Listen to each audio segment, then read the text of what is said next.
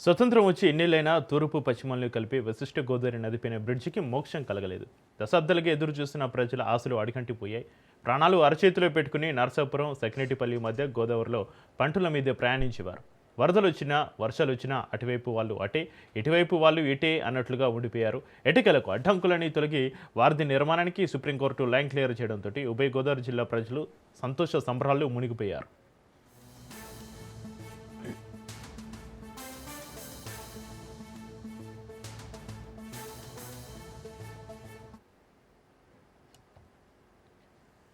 అటు పశ్చిమాన నరసాపురం, ఇటు తూర్పున సెకినేటిపల్లి మధ్య వశిష్ఠ గోదావరి నదిపైన దశాబ్దాలుగా బ్రిడ్జి లేక ప్రజలెన్నో అవస్థలు పడ్డారు. ముఖ్యంగా రోజువారీ పనులపైన అటు ఇటు తిరిగేవారు, పర్యాటకులు, స్కూల్ విద్యార్థులు ఇలా ప్రతినిత్యం ప్రమాదకర పంటలపైనే ప్రయాణించేవారు. కార్లు, స్కూటర్లు, జీపులు అన్నీ కూడా పంటలపైనే వెళ్లాల్సిందే. ఇక విశాలమైన ఆ నదిలో సుడులు తిరిగే గోదావరిని చూస్తూ వెళ్లాలంటే ప్రాణాలు చేతిలో పెట్టుకొని వెళ్లాల్సిందే. అంతటి భయంకరమైన గోదావరిపై వారధి నిర్మాణానికి అనుమతులు మంజూరైనట్టుగా తెలిసి ప్రజల ఆనందాలకు అవధులు లేకుండా పోయాయి.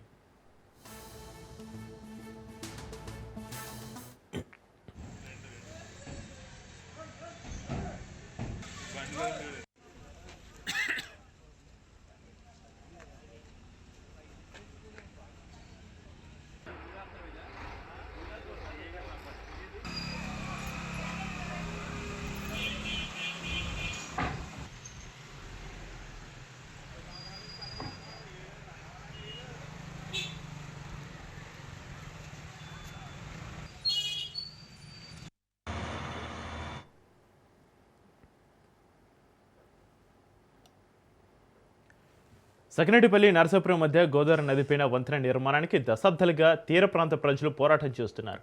స్వతంత్రం వచ్చి ఇన్నాళ్ళైనా కూడా ఇప్పటి వరకు వారధి నిర్మాణం జరగకపోవడం విచారకరమేనని చెప్పాలి. ఈ వారధి నిర్మాణం పూర్తయితే తూర్పు పశ్చిమ గోదావరిల మధ్య మరో కీలక మార్గంగా మారనుంది. అయితే వర్షాకాలం 4 నెలల పాటు ఇటు నుంచి అటు దాటాలంటే ఇబ్బందికరమే. ఎప్పుడు నది ఉధృతంగా ఉంటుందో తెలియదు. గోదావరి ఎగువన వరదలు వస్తే చాలు ఇక్కడ నీటి మట్టం అమాంతం పెరిగిపోతుంది. మామూలుగానే విశాలమైన వశిష్ఠ గోదావరిని చూస్తే భయం వేస్తుంది. అలాంటిది ఇక వర్షాలు వచ్చినప్పుడు, నీటి ఉధృతి పెరిగినప్పుడు కన్నెత్తి ఆ ఉగ్ర గోదావరిని చూసే పరిస్థితి కనిపించదు. ఇక ఆ కాలం అంతా విద్యార్థులకు స్కూళ్ళు ఉండవు, ఉద్యోగులు ఊరంతా తిరిగి వెళ్ళాలి. రైతుల బాధలు వర్ణనాతీతం.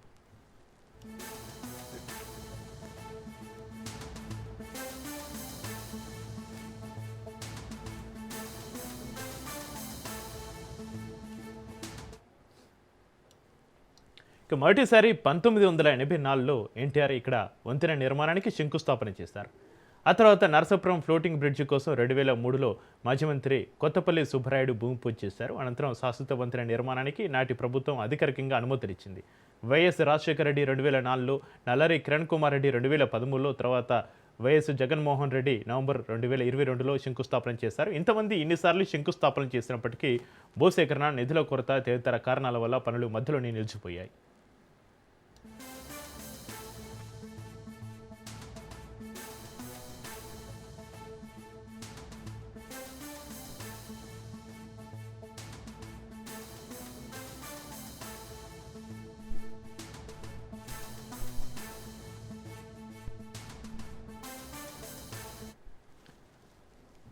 ప్రస్తుతం ఈ వంతెన జాతీయ రహదారి 216 ప్రాజెక్టులో భాగంగా ఉంది. దశాబ్దాలుగా రైతు సంఘాలు, యువజన సంఘాలు, స్థానిక నాయకులు కలిసి వంతెన కోసం ఉద్యమాలు చేశారు. అయితే పశ్చిమ గోదావరి జిల్లా నుంచి అంబేద్కర్ కోనసీమ జిల్లాకి కలపడానికి 2001న చించినాడు బ్రిడ్జి ప్రారంభమైంది. అప్పటి నుంచి ఉభయ గోదావరి జిల్లాలను కలిపి ప్రధాన మార్గంగా మారింది.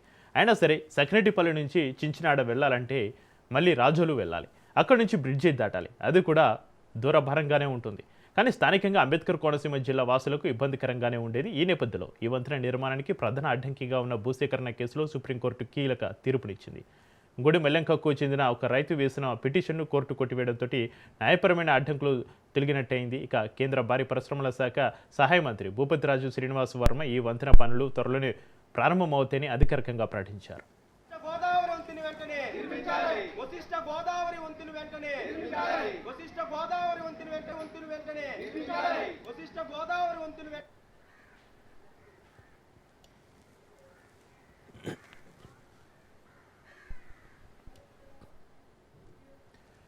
నరసాపురం సకినేటిపల్లి మధ్య గోదావరిపైన వంతెన వస్తే పోర్టు అభివృద్ధి, మత్స్య పరిశ్రమ, వ్యవసాయ ఉత్పత్తుల రవాణాకు అనువుగా ఉంటుంది.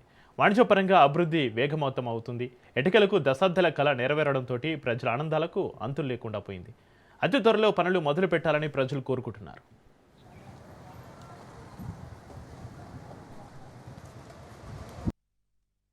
మాకు బ్రిడ్జి నరసాపురం మీద చేస్తే అన్ని రకాల సౌకర్యం బాగుంటుందని మేము అనుకుంటున్నాం. ఎందుకంటే రాజులంక మీద చేస్తే బ్రిడ్జి కొంచెం లాంగ్ అయిపోద్ది. మాకు ఇలాగ మాకు లంక గ్రామాలు అన్ని కలిపి ఉండాలంటే ఇటు నరసాపురం మీదుగా బ్రిడ్జి చేయాలని మేము కోరుకుంటున్నాం. మించు మేము సార్ నాకు ఊహ తెలిసినప్పుడు ఇవాళకి 40 సంవత్సరాల నుంచి కూడా ఈ రేవి దాటడం, పేట దాటడం, పంటి దాటమే తప్ప సార్ మాకు వరద వస్తే మళ్ళీ అలా చిన్నటి బ్రిడ్జి మీద తిరిగి రావడం చాలా అవస్థలు పడిపోతున్నాం సార్. మాకు నుంచి వ్యాపారం జరగాలన్నా నరసాపురం రాయిందే మాకు ఏ ఇబ్బంది అవ్వదు సార్. అందుకని మాకు బ్రిడ్జి ఇక్కడ వేయాలని కోరుకుంటున్నాం సార్. ఇక్కడ ఇంచుమించు ఇలా గుడిమల అంతర్వేదిక కళ, దేవస్థానం, పెద్దోలు, చింతలమూరు, రామరాలంక, పెదలంక ఇవన్నిటికి కూడా ఇలాగ అందుబాటుగా ఉంటుందని మేము కోరుకుంటున్నాం సార్. చాలా ఇబ్బంది అయిపోయింది కదా, చిన్న బ్రిడ్జి ఓన్లీ బళ్ళు వెళ్తున్నాయి సార్, అంతే తప్ప పెద్ద వెహికల్ స్కూల్ పిల్లలు వెళ్ళాలన్నా కూడా చాలా ఇబ్బందికరంగా ఉంది సార్. వరదలు వస్తే అదే తిరిగి రావాల్సి వస్తుంది సార్. అలా చిన్న బ్రిడ్జి మీద తిరిగి రావాల్సి వస్తుంది. పంటలు అయిపోతారు, బోట్లు అయిపోతారు, మొత్తం ఆగిపోతాయి సార్. అలాగ ఆగిపోతే అలా రావాలి రావులపల్లి మీద సిద్ధాంత బ్రిడ్జి మీద తిరిగి రావాలి సార్. ఇలాగ చాలా ఇబ్బంది సార్ మాకు. సార్ 50-60 కిలోమీటర్లు వచ్చేస్తుందండి అలాగే సిద్ధాంత బ్రిడ్జి మీద తిరిగి రావాలంటే. అన్ని రకాల ఇబ్బందులు ఉన్నాయి సార్ మాకు. మేము ఇక్కడ నర్సాపురం కాలేజ్లో చదువుతున్నాం. పంటి దాటి రావడానికి మాకు చాలా ఇబ్బందిగా ఉంటుంది. ఏంటంటే పంటి నిండితేనే గిని వెళ్ళేది కాదు. టైమ్స్ కూడా మాకు చాలా ఇబ్బందిగా ఉంటుంది. ఏంటంటే అప్పుడప్పుడు వరదల కారణంగా కూడా పంట అనేది 1-2 నెలలు కూడా దాటించరు. అలా తిరిగి వెళ్ళాలన్నా కూడా మాకు చాలా ఇబ్బందిగా ఉంటుంది. ఇప్పుడు బ్రిడ్జ్ రిపేర్లో ఉండడం వల్ల వెళ్ళట్లేదు బస్సులు అవి కూడా, మధ్యలో నడిచి వెళ్ళి రావాల్సి వస్తుంది. త్వరలో బ్రిడ్జ్ వేయాలని కోరుతున్నామండి. వరకు జిమ్మలో వేసారు, అది ఎన్టీ రామారావు గారి అటర్లో అది ఇది వేస్తున్నారు, అది వేస్తున్నారు అన్నారండి. వేయలేదు ఇప్పటికి. మళ్ళీ అదిగో చించినాడులో వేయించారు, అది కూడా నడుపుతలేదు సరిగ్గా. ఇప్పుడు మరి ఇక్కడ ఇప్పుడు మరి వేస్తారో అని ఏమని నికరం ఏంటండి, ఇంతకాలం అయింది. ఇప్పుడు మళ్ళీ బ్రిడ్జి అన్నది ఇక్కడ ఏమి మోపలేదు. ఇప్పటికి వేస్తే మాత్రం ఈ పక్క ప్రాంతం వాళ్ళందరికీ కూడా నరసాపురం కొంచెం అందుబాటులో ఉంటుంది.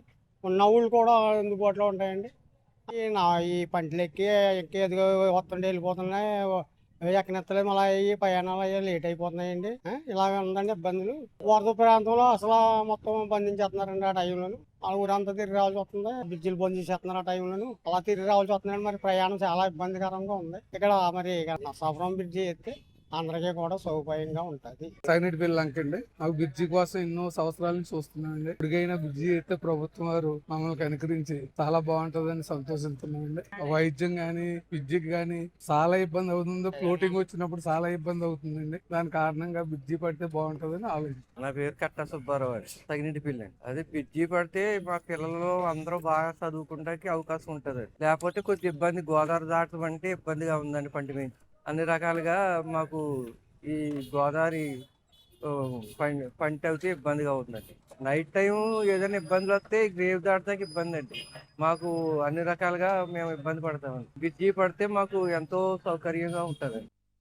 నర్సాపురం నుంచి సకినేటిపల్లి వెళ్ళాలన్నా, సకినేటిపల్లి నుంచి నర్సాపురం రావాలన్నా కొన్ని దశాబ్ద కాలంగా సుమారు ఒక 50 సంవత్సరాల దగ్గర నుంచి కూడా ఇక్కడికి వంతెన నిర్మించాలని చెప్పి నర్సాపురం ప్రజలు మరియు సకినేటిపల్లి 2 జిల్లాలు, తూర్పుగోదావరి జిల్లా, పశ్చిమ గోదావరి జిల్లా, ఇప్పుడు మన అమలాపురం పార్లమెంట్ అయింది. అమలాపురం పార్లమెంటు మరి నర్సాపురం పార్లమెంట్ ప్రజలు కొన్ని వేల మంది వస్తారు రోజు నుంచి చదువుకోవడానికి.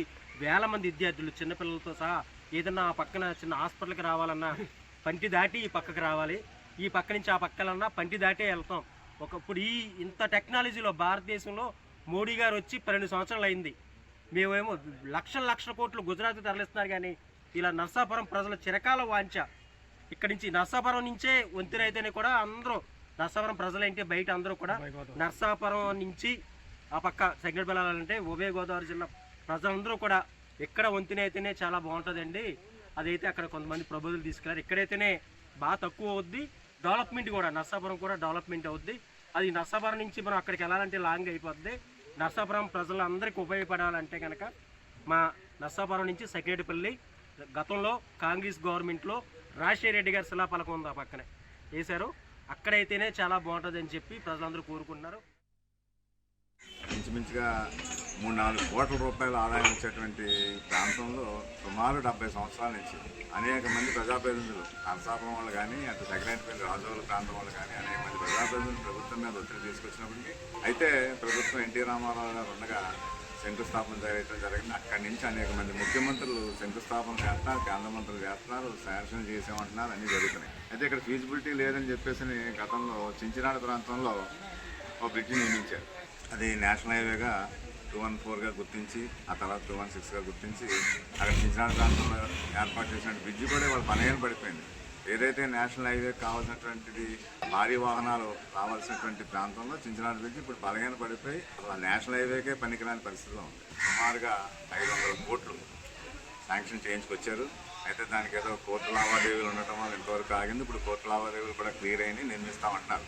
ఏదేమైనప్పటికీ కూడా పట్టణ ప్రాంతమైనటువంటి నరసాపురం ప్రాంతం, అటు సెకండరీపల్లి నుంచి రాజోల ప్రాంతంలో ఉన్నటువంటి అనేక కుగ్రామాలు, సుమారు 150 కుగ్రామాల నుంచి వచ్చేటువంటి తరలి వచ్చేటువంటి వాళ్ళకి ఈ నరసాపురాన్ని పట్టణాన్ని కనెక్ట్ చేసేటువంటి బ్రిడ్జి నిర్మించకపోతే ఇప్పటికీ చాలా దారుణం. బ్రిడ్జి నిర్మించడానికి ఇంత ఉదాసీనత ఏంటో ఇంతవరకు ప్రభుత్వాలు పట్టించకపోవడం. ఇక్కడ రాష్ట్ర ప్రభుత్వాన్ని అడిగితే మా దగ్గర నిధులు లేదు, ఇది మా బాధ్యత కాదు, కేంద్ర ప్రభుత్వం నిర్మించాలని అడగడం, కేంద్ర ప్రభుత్వంలో ఉన్నటువంటి వాళ్ళు ఏమో పట్టించుకోకపోవడం, వచ్చినటువంటి ఎంపీ ఎమ్మెల్యేలేమో మా 5 ఏళ్ల కాలంలో మేము పూర్తి చేసేస్తున్నామని చెప్పేసి శంకుస్థాపన చేసి కార్యక్రమాలు చేసి చివరికి వాళ్ళ 5 ఏళ్ల కాలం పూర్తయితే మరో ప్రభుత్వం రావడం ఇలాగే జరుగుతుంది తప్ప ఏదైనా కూడా బ్రిడ్జి నిర్మాణం పూర్తి కాకపోవడం, ఈ జనానికి పరిష్కారం కాకపోవడం దురదృష్టకరంగా మేము భావిస్తాం.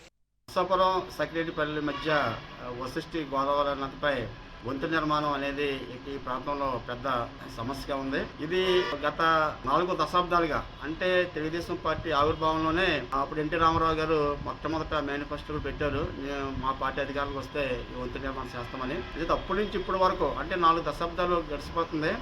అయితే అప్పటి నుంచి ప్రభుత్వాలు మాన్య ముఖ్యమంత్రులు మారారు.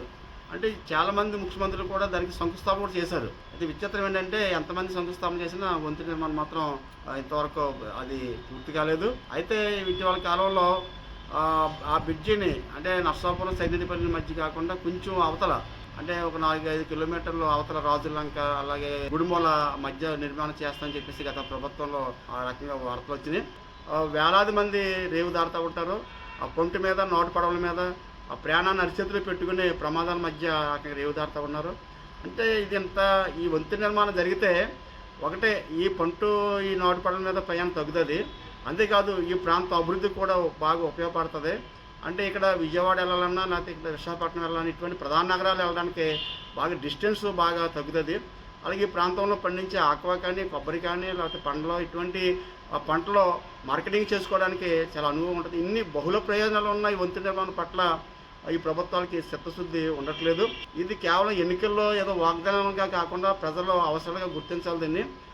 ఈ ప్రభుత్వమైనా అంటే ఇప్పుడు రాష్ట్ర ప్రభుత్వం కేంద్ర ప్రభుత్వం ఇంచుమించు ఒకే రకమైన ప్రభుత్వం ఉన్నాయి కాబట్టి ఈ 2 ప్రభుత్వాల్లో ఈ వంతెన నిర్మాణంలో ఏ రకమైన జాప్యం లేకుండా లేకపోతే ఏదైనా అడ్డంకులు వచ్చిన అడ్డంకులన్నీ కూడా అధిగమించి ఈ నిర్మాణాన్ని చేపట్టాలని చెప్పేసి మేము డిమాండ్ చేస్తాం.